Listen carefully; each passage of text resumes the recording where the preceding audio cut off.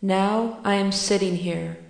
I am totally unable to remember myself, and I have no idea of it.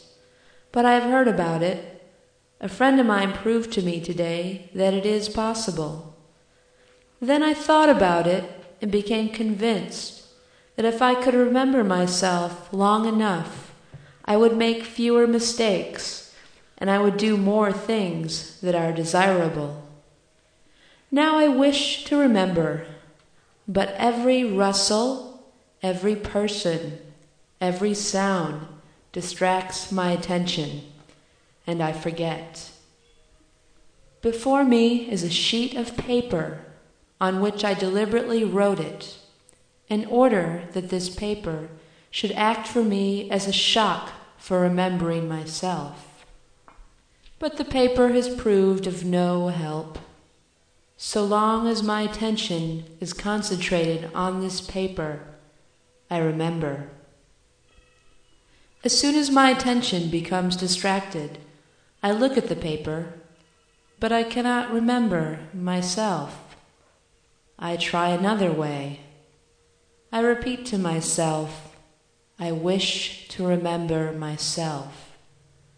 But this does not help either. At moments I notice that I repeat it mechanically, but my attention is not there. I try in every possible way. For instance, I sit and try to associate certain physical discomforts with self-remembering. For example, my corn aches, but the corn helps only for a short time.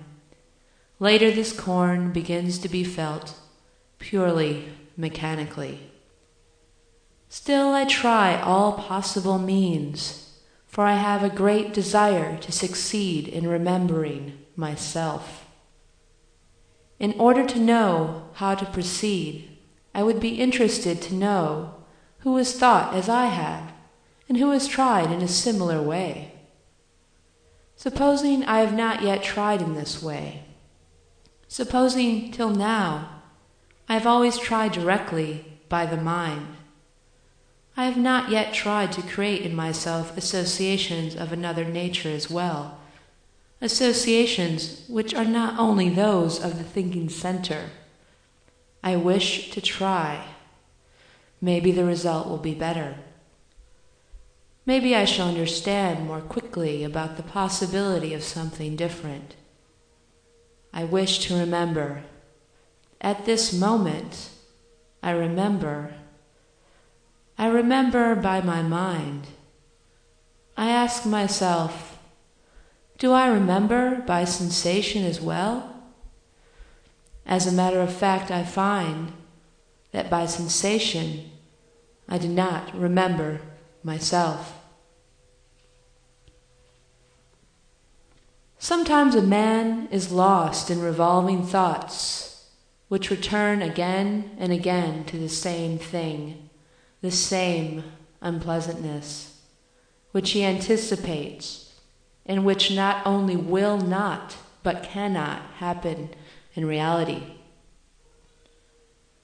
These forebodings of future unpleasantnesses, illnesses, losses, awkward situations often get hold of a man to such an extent that they become waking dreams. People cease to see and hear what actually happens, and if someone succeeds in proving to them that their forebodings and fears were unfounded in some particular instance, they even feel a certain disappointment, as though they were thus deprived of a pleasant expectation. Very often a man leading a cultured life in cultured surroundings does not realize how big a role fear plays in his life. He is afraid of everything, afraid of his servants, afraid of the children of his neighbor, the porter in the entrance hall, the man selling newspapers around the corner, the cab driver, the shop assistant, a friend he sees in the street and tries to pass unobtrusively so as not to be noticed. And in their turn, the children, the servants, the hall porter, and so on, are afraid of him. And this is so in ordinary, normal times, but at such times as we are going through now, this all-pervading fear becomes clearly visible. It is no exaggeration to say that a great part of the events of the last year are based on fear and are the results of fear. Unconscious fear is a very characteristic feature of sleep.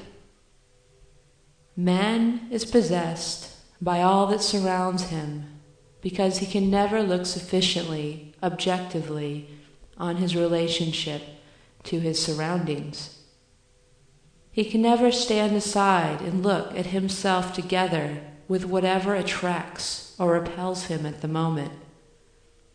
And because of this inability, he is identified with everything. This too is a feature of sleep. You begin a conversation with someone with the definite aim of getting some information from him.